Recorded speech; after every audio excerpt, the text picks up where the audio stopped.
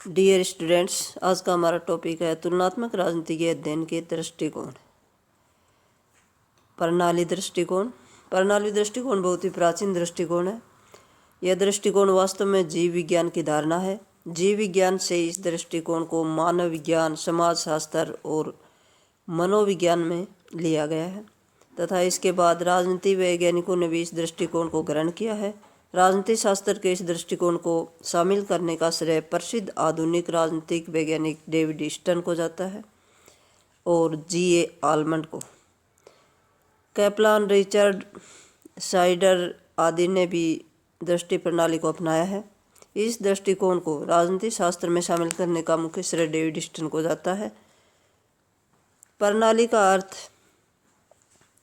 प्रणाली दृष्टिकोण का अर्थ समझने के लिए जान लेना आवश्यक होता है कि प्रणाली किसे कहते हैं। प्रणाली शब्द का अर्थ बहुत ही साधारण है।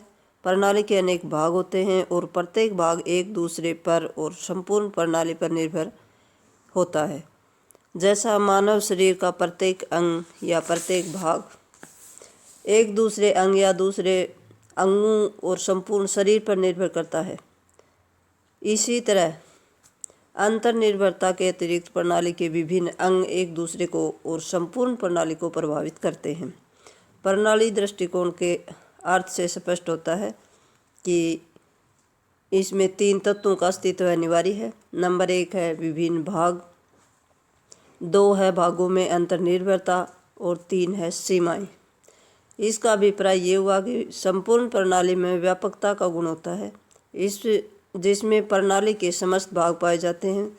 भागों की अंतर्निर्भरता प्रणाली की महत्वपूर्ण विशेषता है। इस अंतर्निर्भरता के कारण जब किसी एक भाग या उपभाग में कोई परिवर्तन आता है तो इसका प्रभाव अन्य भागों की उप प्रणाली पर भी पड़ता है।